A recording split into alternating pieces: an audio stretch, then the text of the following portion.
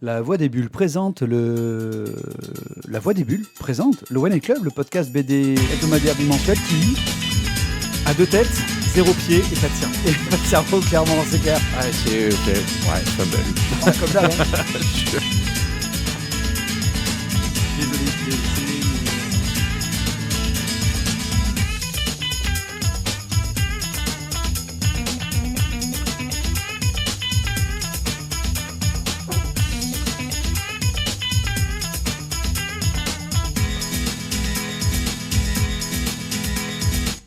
Recoucou les gens. Ouais, recoucou. Re. Non, pas coucou les gens.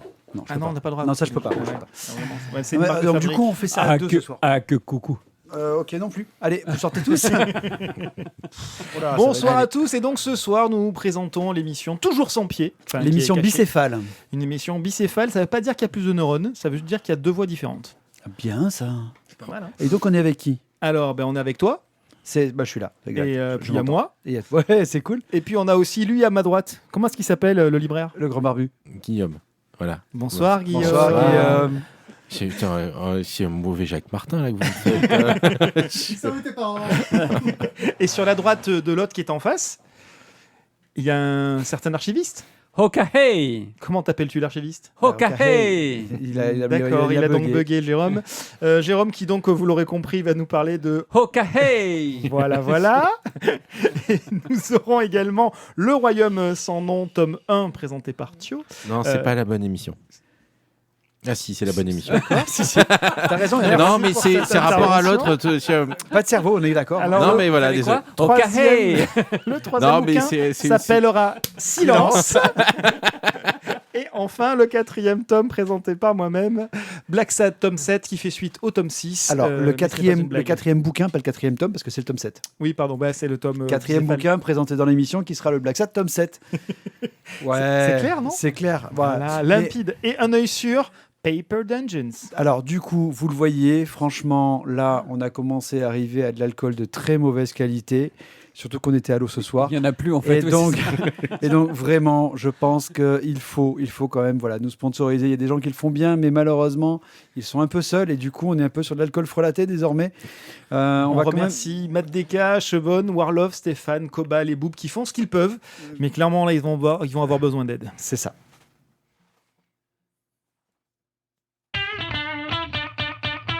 Et donc, ce premier album qui va nous être chroniqué par Jérôme, qui s'intitule Hokahei. Voilà, pour la modique somme de 24,90 € chez Rue de Sèvres. Et scénario, dessin et couleur par un certain monsieur Neyef. Lui-même. De quoi que c'est-il que ça parle-t-il? Ok, hey. Non, pardon, c'est pas ça. Alors, désolé. Le chrono tourne déjà. Ouais, alors nous sommes en 1850 aux États-Unis. Et alors déjà, disons-le tout de suite, Hokahei signifie en avant en indien Lakota. Voilà. Ça c'est précis, pointu, affûté. Voilà, au moins ça c'est fait. Et quelle est la ref? C'est le cri de guerre des Indiens Lakota, celui que scandait Crazy Horse en s'élançant dans les batailles en première ligne, avec comme signification en avant. Ils font pas ça au Crazy Horse? Ouais, Voilà, ça c'est fait. Alors, Dehors. La porte est là-bas. Fais attention, elle grince. un peu. du coup, Georges est un jeune Indien qui est élevé par un pasteur.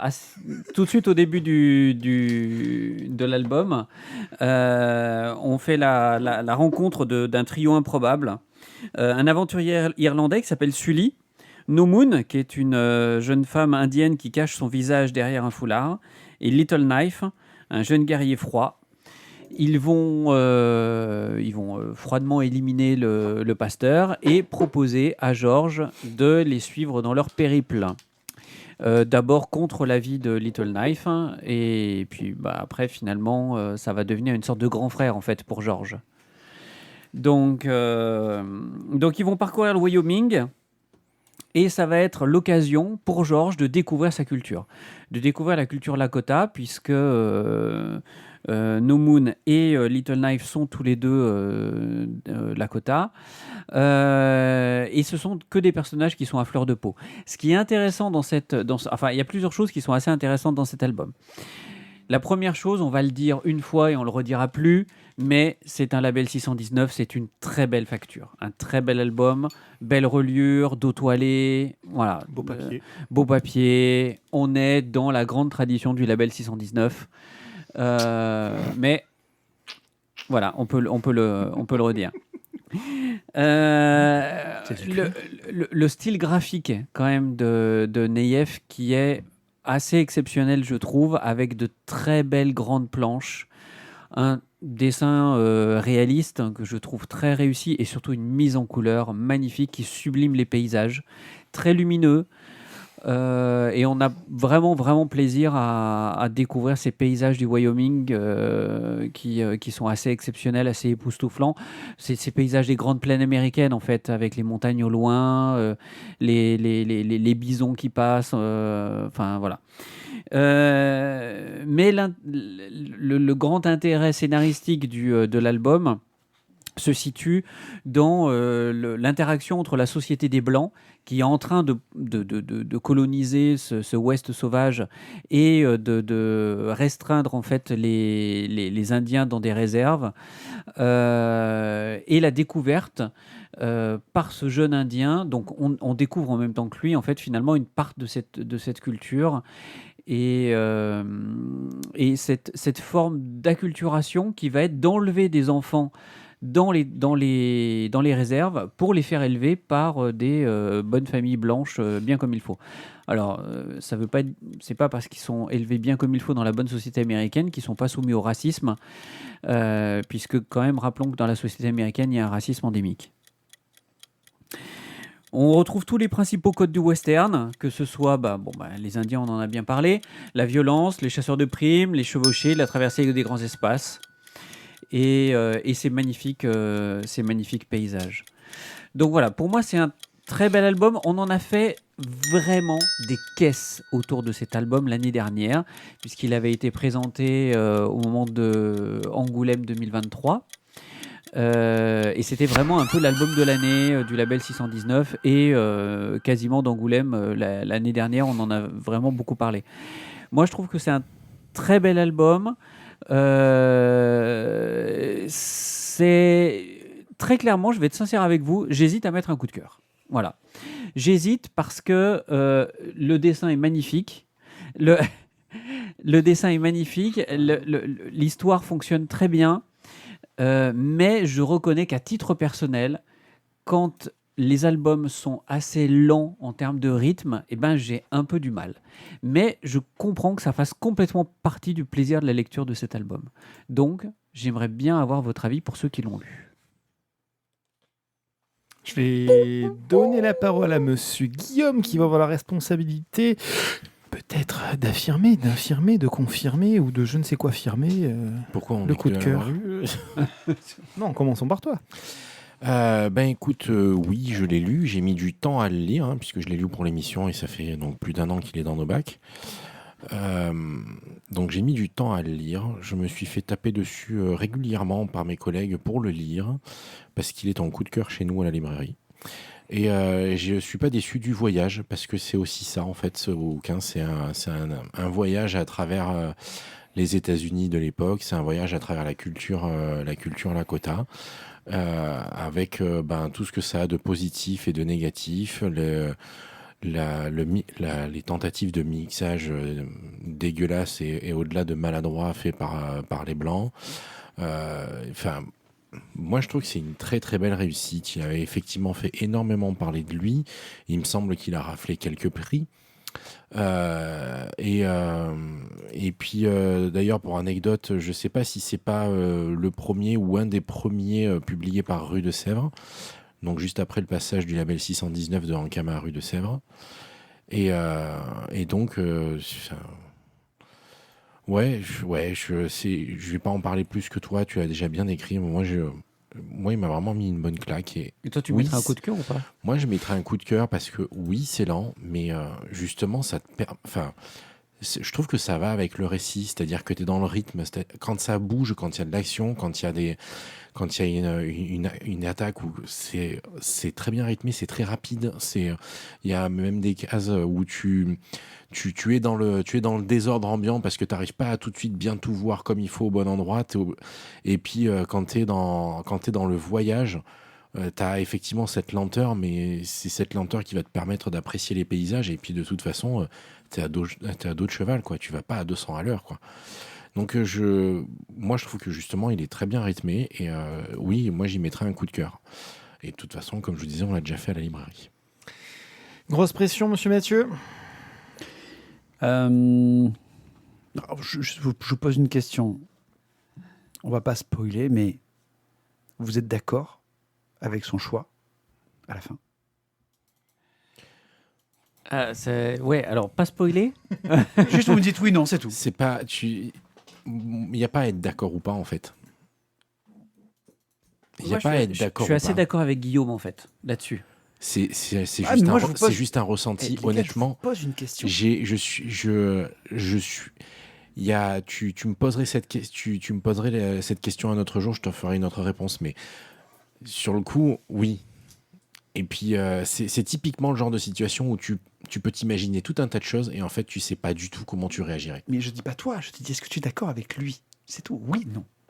Avec lui, tu parles, Oui, mais tu parles de Georges là. Oui, Oui. mais tu peux pas dire, on parle pas de toi, forcément. Est-ce que tu te projettes à faire le même choix que lui? Mais moi, je suis pas lui. Je vous pose juste la question si vous êtes d'accord avec lui ou pas. Est-ce que vous trouvez que c'est la bonne fin ou pas? Moi, c'est typiquement un genre de question de Moi- joueurs de jeux vidéo qui peuvent avoir plusieurs fins. Non, mais parce que j'ai fait des jeux vidéo où justement je n'étais pas d'accord avec la fin.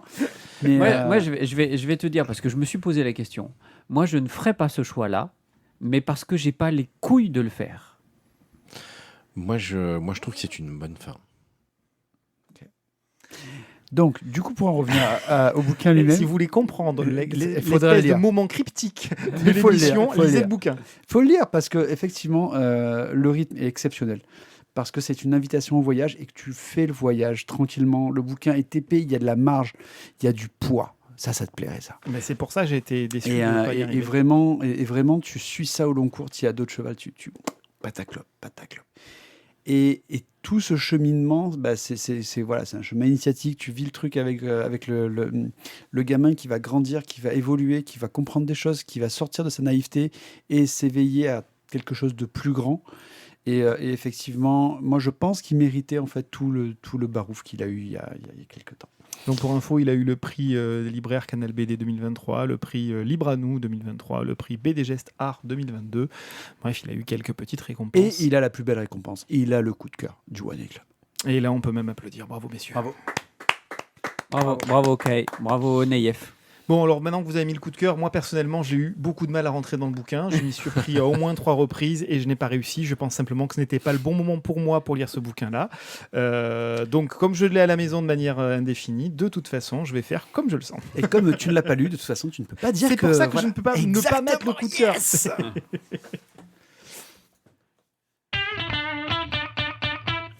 Et nous passons maintenant au Royaume sans nom que Monsieur Thio va nous détailler. C'est un bouquin aux éditions Glénat pour la modique somme de 15,50 €. Non, vous ne le cherchez pas, messieurs.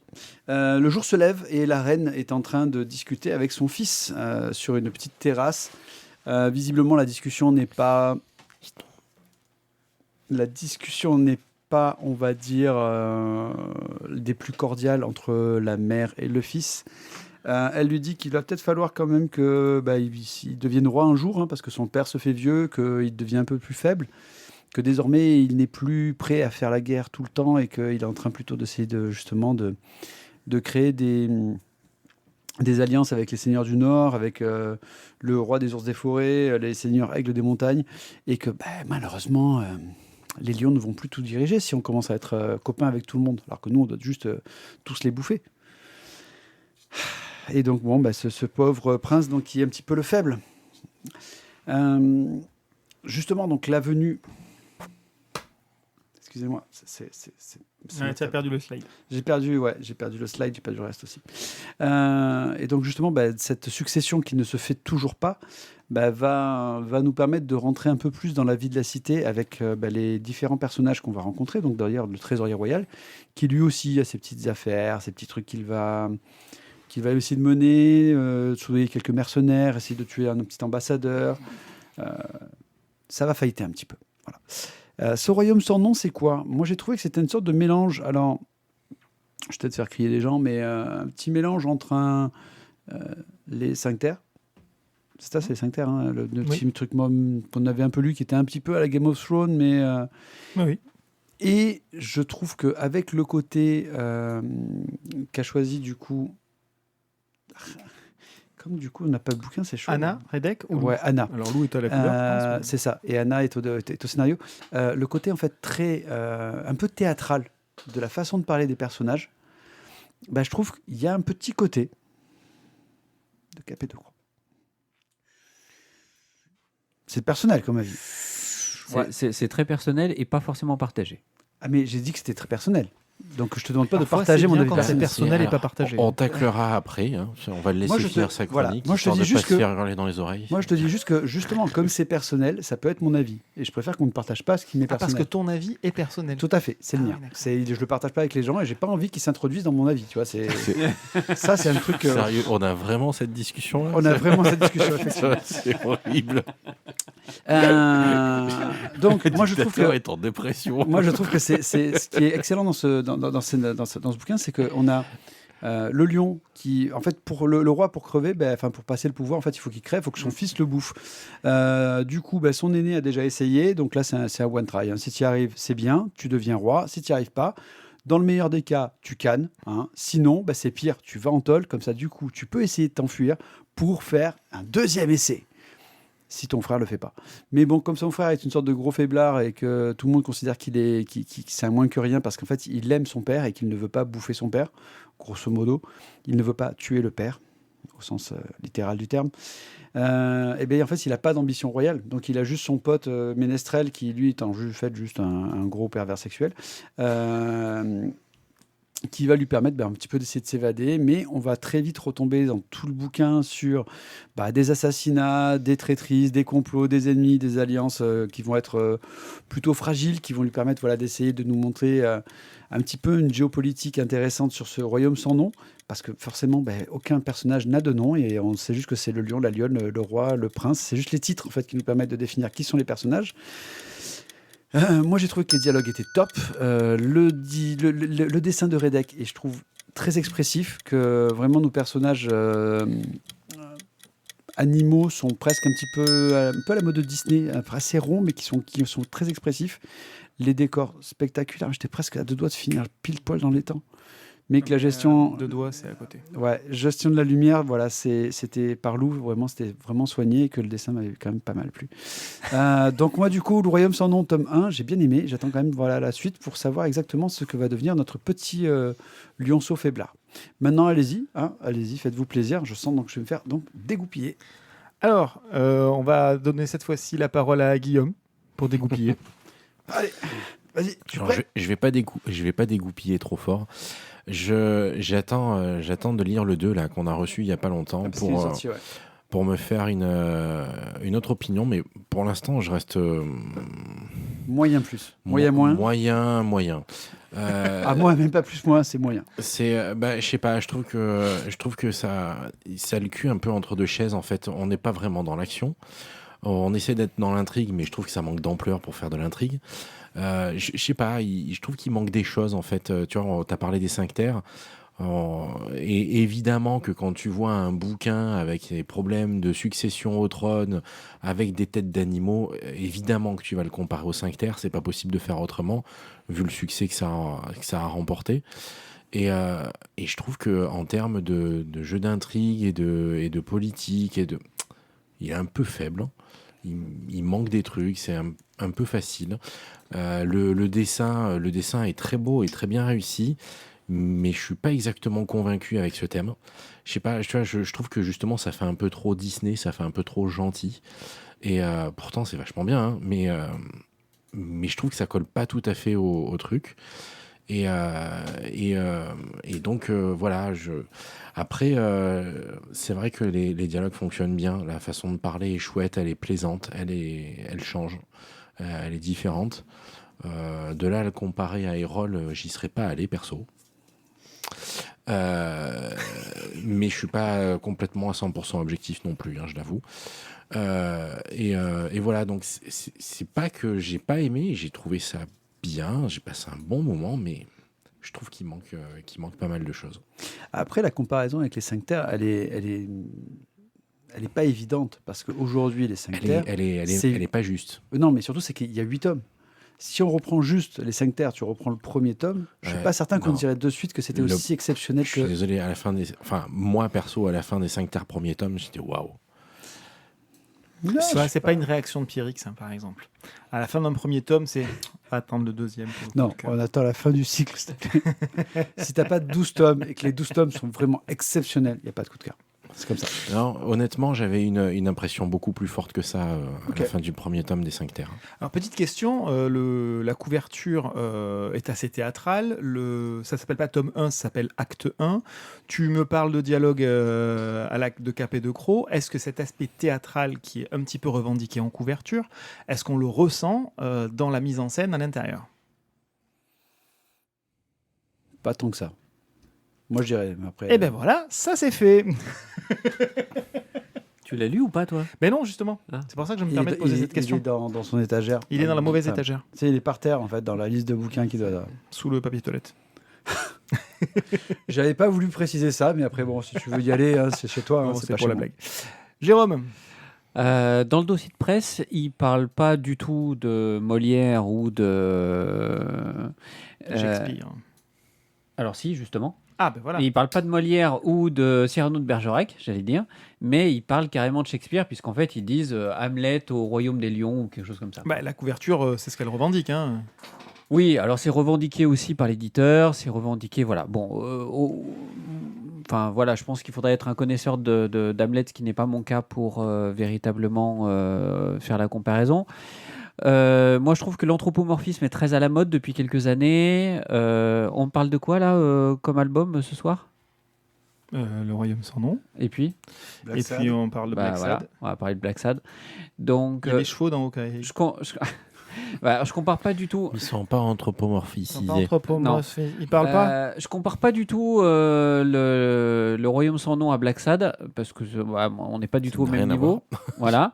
Mais par contre, en termes de style de dessin, honnêtement, il y a quand même quelque chose. Et effectivement, quand vous parliez de Disney, oui, il y a quand même quelque chose. On est sur un anthropomorphisme assez rond, assez classique. Mais voilà, c'est très à la mode l'anthropomorphisme. Donc après, ça ne veut pas dire que c'est pas bien. Moi, je trouve que ça donne une lisibilité au texte qui est assez évidente. Moi, je trouverais ça assez original d'avoir non pas des lions carnivores et dominants et des serpents machiavéliques et assassins, mais de changer un petit peu les types. Mais bon, du coup, ça perturberait beaucoup le lectorat. Et puis c'est un peu l'intérêt premier de faire de l'anthropomorphisme en fait. C'est ça, C'est de se passer de toute cette phase-là. c'est ça, exactement. Si en plus on brouille les cartes, ça peut être drôle. Mais ça sert moins le propos. C'est ça, c'est ça. Mais moi, je trouverais ça assez rigolo. Donc voilà, donc j'ai passé un bon moment. J'attends le tome 2 avec une certaine impatience parce que malgré tout, voilà, je trouve que le tome 1 a été plaisant à lire. Donc je lirai avec plaisir le tome 2. Et j'ai envie aussi de voir ce qui devient ce lion-là, qui est très attachant. C'est pas l'album de l'année, mais il y a un potentiel. Le royaume sans nom chez Glénat, acte 1. Ah, il est là! Et ben voilà le tome 2. Ah, mais il y a vraiment Hamlet, du coup. On a vraiment le tome 2. Et voilà, Ouais, c'est exactement non, ça. et Sher Khan aussi. Le pire, c'est exactement ce que j'allais dire, c'est-à-dire que sur le premier Ah, puis alors, pour le premier coup, c'est- tome, il nous manque que le crâne. C'est carrément Hamlet, là, hein, là, pour le coup, du lion. Alors là, la main est ensanglantée, mais il manquait que le crâne pour nous faire Hamlet. Bon, bah, ils l'ont fait sur le tome 2. Clairement, on pousse le curseur encore un petit peu plus loin. Non, mais au-delà d'Hamlet, sérieux, c'est Sher Khan. Oui. Oui. Ah oui, là, oui, graphiquement, C'est un oui. tigre. Ah oui, c'est Sher Khan, oui. Graphiquement, on est à fond dessus.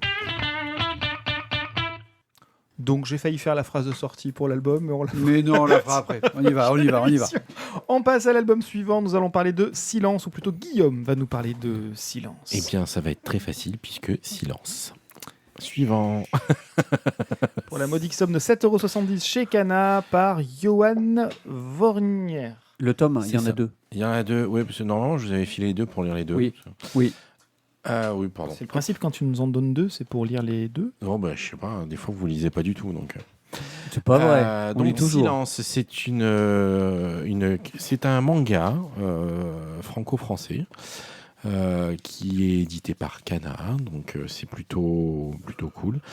Voilà, dans ce monde-là, la nuit est venue, une forme d'apocalypse. Le genre humain s'est retranché là où il a pu pour survivre, parce qu'avec la nuit vient les créatures. Démoniaques, des grosses créatures très dangereuses qui ont tendance à bouffer un peu tout ce qui passe, et principalement les humains. Donc l'humanité est en mode survie, et on commence dans une, je crois que c'est une église, où une petite communauté arrive à survivre depuis plusieurs années.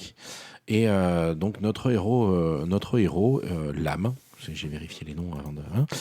Lame est un jeune homme qui doit avoir la quinzaine, qui est plein d'énergie, qui s'occupe beaucoup des enfants de la communauté en leur racontant des histoires pour les faire rêver, entre autres.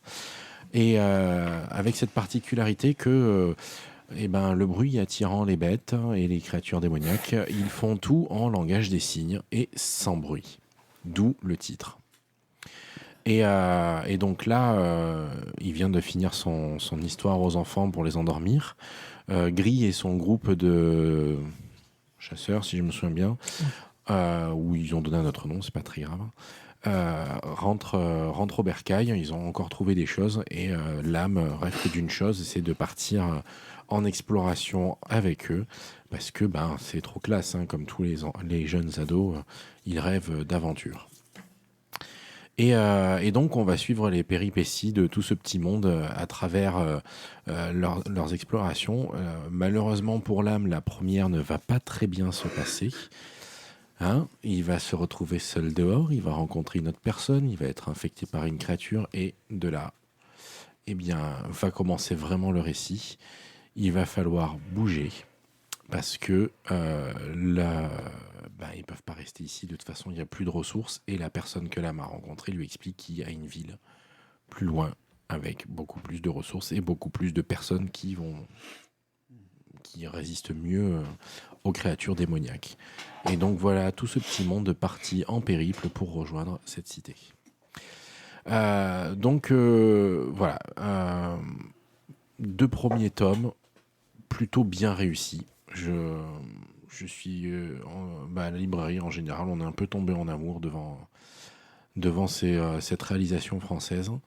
Un dessin, on va dire plutôt classique pour du manga, mais qui fonctionne très très bien. On est dans du shonen relativement classique sur les fondamentaux, avec quand même une petite originalité au niveau de l'ambiance, c'est-à-dire qu'on va avoir ce côté assez pesant, assez sombre, inquiétant, merci, puisque il y a toujours la peur d'être entendu, la peur d'être attrapé et d'être mangé par une créature. Et pour autant, ça reste très shonen parce que c'est pas ultra violent, c'est pas gore. Et donc voilà, des personnages plutôt attachants, et on a hâte de voir ce qui va leur arriver. Histoire de varier les plaisirs, c'est moi qui vais donner mon avis en premier. Parce que tu l'as vraiment lu ? Oui, j'ai lu les 2 tomes et j'ai bien aimé. Ouais, c'est comme quoi tout arrive. Putain, la vache, c'est la soirée d'or quand même. C'est énorme. Ouais, donc j'ai bien aimé le dessin. Cœur de l'archiviste, contrairement t'as lu des à mangas. Souvent, Evelyne a parlé. Oh putain, la vache. Les combats, les phases de combat sont lisibles. Donc voilà, moi j'ai bien aimé le principe. On ne traîne pas sur des phases ou des discussions interminables au sein de la communauté pour savoir ce que l'on va faire ou ce que l'on va pas faire. Bon, bref, la décision finale est prise on y va ou on n'y va pas. Mais au moins, la décision finale est prise et on ne tergiverse pas pendant des pages pour rien. Alors, la décision, il n'y a pas eu vraiment de décision. C'est un dictateur quand même qui prend la décision. Voilà, quand même. la décision, c'est un petit peu, excuse-moi, le dictateur qui est arrivé, qui a dit, les gars, vous savez quoi, vous n'avez pas à vous décider, on se casse. Mais justement, c'est ça. Et c'est pire que ça. Il dit, de toute façon, les gars, c'est pas que vous arrivez ou vous n'arrivez pas à vous décider. De toute façon, j'ai tout brûlé. Ah oui, non, mais C'est parce que je voulais pas le dire, c'est pour ça. Oui, il a tout cramé, il a dit maintenant, il n'y a plus rien à non, sauver, mais donc sinon, on est vous obligé de pouvez partir. spoiler aussi. Ah, mais c'est lui qui a commencé.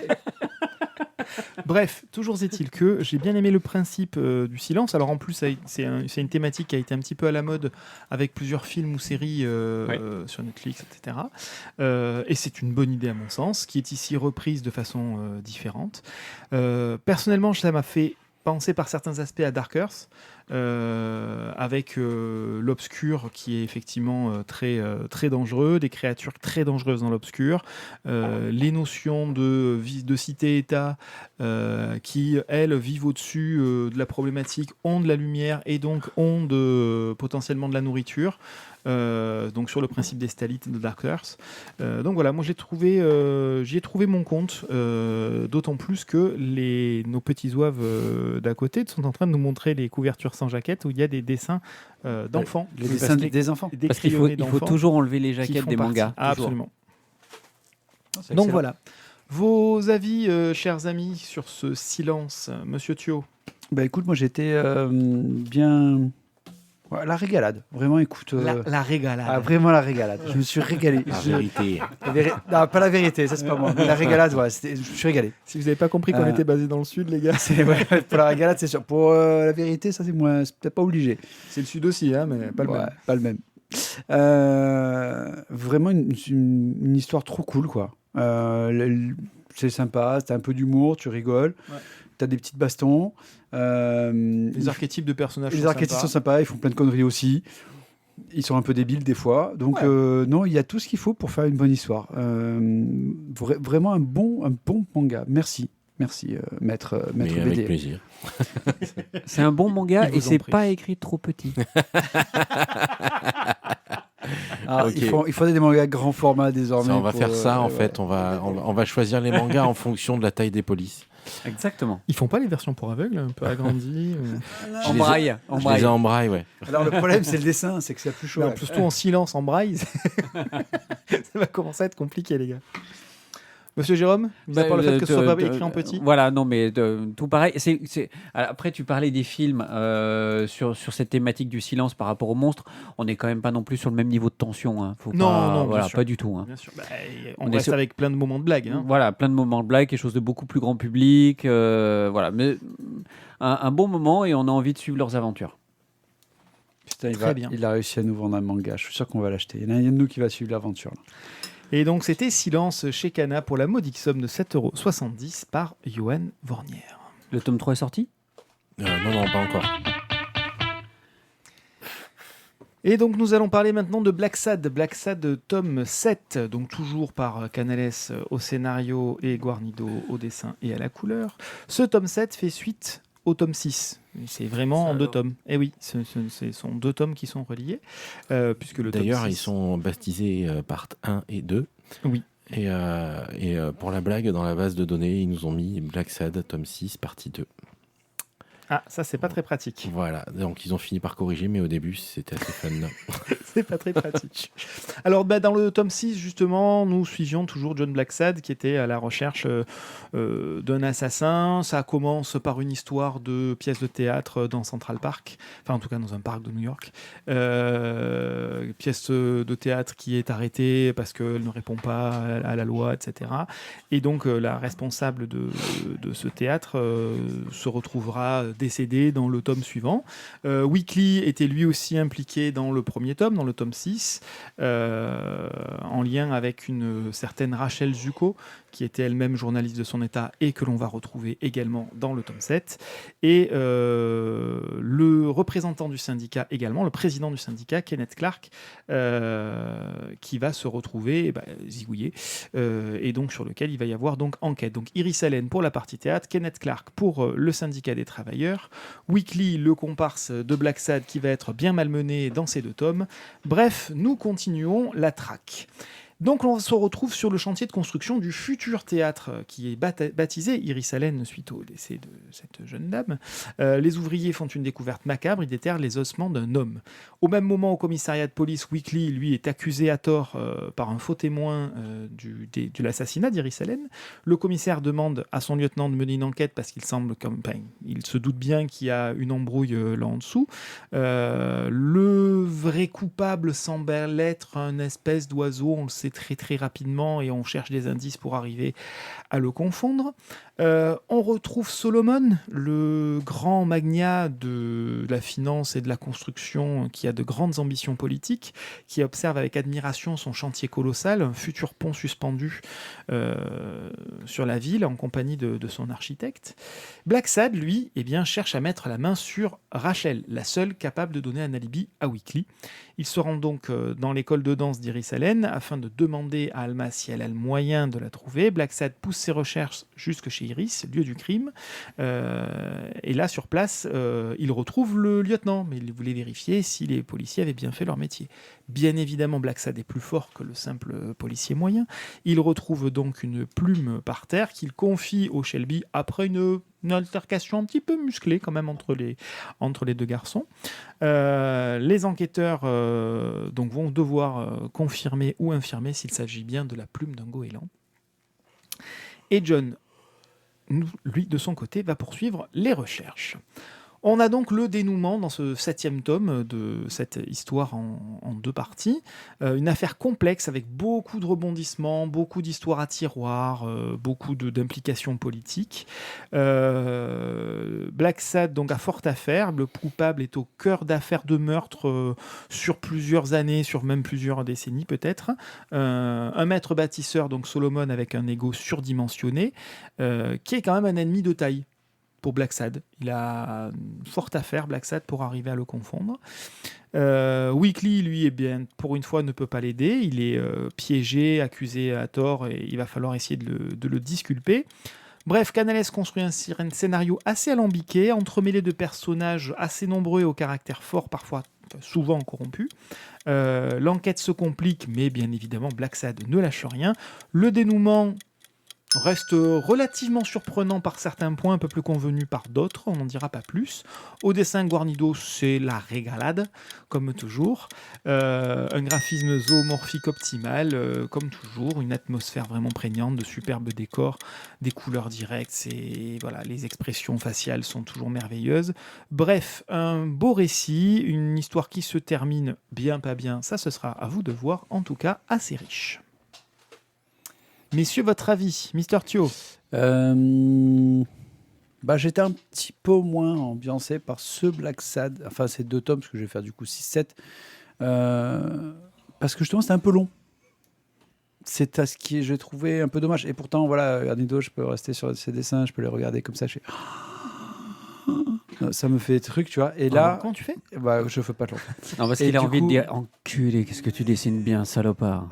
Non, mais surtout après, surtout quand tu sais que le mec, en plus, il se torture, tu vois, parce qu'il a dit putain, sur cette image-là, le papier peint, j'ai testé en rouge. Je vais refaire la scène, mais je vais mettre en vert, parce que je pense que ce sera. Et là, tu fais t'es un malade, t'es un malade. Voilà, il faut avoir le temps de le faire. C'est ça. Bon, donc du coup, c'est quand tu lis un peu, voilà, justement les aquarelles de Guarnido quand il t'en parle sur les bouquins. Je crois que c'était un double bouquin qui était sorti sur les 3 ou 4 premiers tomes, ça, et les aquarelles de Guarnido. Oui, les 4 premiers, je crois. Ouais, et c'était vraiment, enfin, c'est à lire. Vraiment, si vous aimez le dessin, lisez-le. Le mec, il est ouf. Mais je trouve que là, ce Blacksad là, le 6 et 7, ça fait un peu long. Peut-être que l'histoire aurait mérité pour être un peu plus dynamique et avec un rythme un peu plus soutenu. Peut-être qu'un seul tome, mais en même temps, vu le scénario, il fallait qu'on ait peut-être un peu de temps, parce que sinon, on a dit oh les gars, détendez-vous, quoi. Il y a trop d'action. Voilà, il faut ménager la chèvre et le chou. Et bon, malheureusement, j'étais un peu moins emballé par ces 2 tomes-là, en tout cas, que par les précédents. Même l'album sur les beatniks, qui était quand même peut-être le moins bon des 5 premiers, m'avait quand même plus emballé. Mr. J. Que moi je reste un fan inconditionnel des 4 premiers tomes, mais parce qu'ils ont une trame historique qu'on retrouve moins. Alors dans le 5e on la retrouve, mais elle me parle moins parce que c'est axé sur la culture beatnik et effectivement moi je suis moins sensible à ça. En tout cas, là, je la retrouve moins dans les tomes 6 et 7. Après, ça reste un moment plaisant, une enquête policière agréable à lire, avec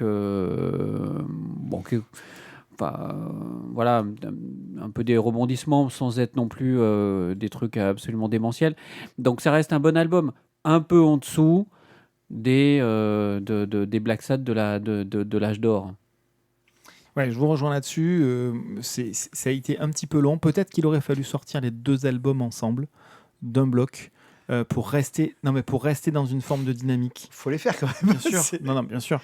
Mais ce que je veux dire, c'est que le laps de temps conséquent qu'il y avait, et encore qu'il y a eu des laps de temps beaucoup plus longs parfois entre certains tomes, mais le laps de temps entre les 2 tomes pêche. Voilà. Il joue clairement pas en sa faveur. Et je vous rejoins sur le fait que c'est vraisemblablement pas le meilleur Black Sad.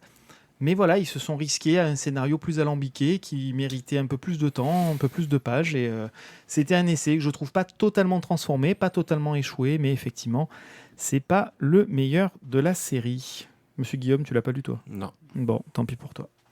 C'était donc Black Sad, tome 7, toujours chez Dargo. 16,95. Pour 16,95. Si la prochaine fois, il recommence à faire un diptyque partie 1, partie 2, on attendra que la partie 2 soit sortie, on chroniquera les 2 d'un coup. Bah oui, Ouais. pour le coup de cœur. Bah, par Pour contre, le le truc, ce c'est sera que tu sais quasiment qu'à ce moment-là, tu seras peut-être à la retraite quand même. Voilà. C'est pas impossible. On verra ça. Un œil sur Paper Dungeons. Monsieur Guillaume va donc nous parler d'un... Mais qu'est-ce que c'est ? C'est pas une bande dessinée, ça ? Alors, Qu'est-ce que donc, c'est du coup, nous allons faire une partie en direct, justement, sur Twitch, là, ce soir. Voilà, donc les Twitchers, Si nous vous en avons voulez, pour mais une pas petite ce soir. trentaine de minutes. Allez, on en a juste pour 2 heures, les gars. C'est bon. Alors, C'est long comme jeu ? Non, pas du tout. En C'est théorie, un non, jeu- mais pas avec nous. C'est un jeu prévu effectivement pour y avoir joué déjà quelques fois Sur avec papier. mon fils, puis ma belle-sœur et ma femme, et tout seul aussi. Le jeu est prévu pour être joué de 1 à 8. Ok. De 1 à 8. Oui, cool. On peut Ah, jouer en c'est bon, solo. ça. En fait, Paper vous avez dedans le matériel est composé donc d'un carnet de fiches. Sur les fiches, vous avez votre donjon et de quoi noter tout ce que vous récoltez dans le donjon au fur et à mesure. Il y a de la feuille, hein, petit sac. Il y en a une centaine. Je voilà. conseille vivement de faire des photocopies arrivé à un moment donné. Tu veux bien les compter, s'il te plaît ? Et donc, voilà, le matos, c'est l'affiche, 6 dés, des crayons, 188. des cartes et des cartes. La prise en main est relativement simple. À la première lecture des règles, j'ai eu un peu peur en me disant ça va peut-être être plus compliqué que ce que je croyais. C'est pour ça que j'ai fait une partie solo très rapidement. Et en vrai, ça s'intègre très, très, très facilement. Donc vous avez un premier set de cartes de grand format. Vous avez les cartes donjon. Donc vous en tirez une au hasard au début qui va vous définir le donjon spécifique que vous jouez et notamment les monstres. Elles sont derrière. Et notamment les monstres que vous allez rencontrer dans ce donjon. Il y a- Franklin le Magnifique. C'est un riche gnome. Voilà, il y a trois boss. Vous avez le boss 1, le boss 2, le boss 3. Et puis là, vous partez à l'aventure avec votre groupe d'aventuriers. Donc au hasard, très classique, un guerrier, un voleur, un prêtre et un mage. Et chaque joueur a ça. Pardon ? Un ranger ou un ménestrel. Non, chaque joueur a l'équipe de base. Et donc, en fait, voilà, vous lancez les dés. La mécanique est très simple. Alors, on va découper ça, disons, en 3 phases qui sont découpées en 3 rounds. Vous rencontrez le premier boss, 3 nouvelles phases, 3 rounds. De 3 rounds, le deuxième boss, et puis 2 phases de 3 rounds pour le troisième boss. Le but du jeu est de faire le maximum de points possible. Et celui qui a le plus de points de victoire à la fin de la partie a gagné. Et comment on gagne des points ? En gagnant des niveaux, en récoltant des gemmes, en tuant des monstres, en tuant les boss, etc., etc. Et donc, à chaque fois, on lance 6 dés. Et puis, les dés vont nous permettre de faire 3 actions. Et les dés sont disponibles pour tout le monde. Si quelqu'un utilise un dé, les autres peuvent l'utiliser aussi, mais on peut utiliser qu'une seule fois le même dé par tour, individuellement, j'entends. Ce que j'ai cru être un point faible au début ne l'est pas tant que ça. C'est-à-dire qu'il y a finalement peu d'interaction entre les joueurs, parce que chacun explore le donjon dans son coin. La seule chose, c'est que on va pas pouvoir... Enfin, quand quelqu'un prend une gemme, si personne d'autre ne la prend au même tour, elle est plus disponible pour les autres après. Mais par exemple, il y a des sbires qu'on peut rencontrer dans le donjon. Chacun défonce ses sbires de son côté. Enfin, voilà. Donc, en fait, ça se joue chacun dans son coin. Et au début, c'est pour ça que je l'ai très vite essayé avec mon fils et avec ma belle-sœur ensuite et ma femme. En solo, ça passe bien. Et puis, je me suis dit, mais si chacun joue dans son coin sans réelle interaction avec les autres, est-ce que c'est fun ? Et en fait, oui. Parce qu'on se laisse facilement... pour peu d'apprécier ce genre de jeu, bien sûr, on se laisse facilement en prendre au fait de trouver et chercher les meilleures combinaisons possibles pour optimiser le mieux possible son exploration de donjon, pour avoir le meilleur niveau possible, pour défoncer le monstre du mieux possible, pour avoir le plus de points possible. Donc ça a un côté très tactique, très puzzle, très on s'amuse à... Enfin, c'est très ça fait quand même très jeu de nain quand même. Ouais, c'est un truc de gros build optimisé à mort de partout.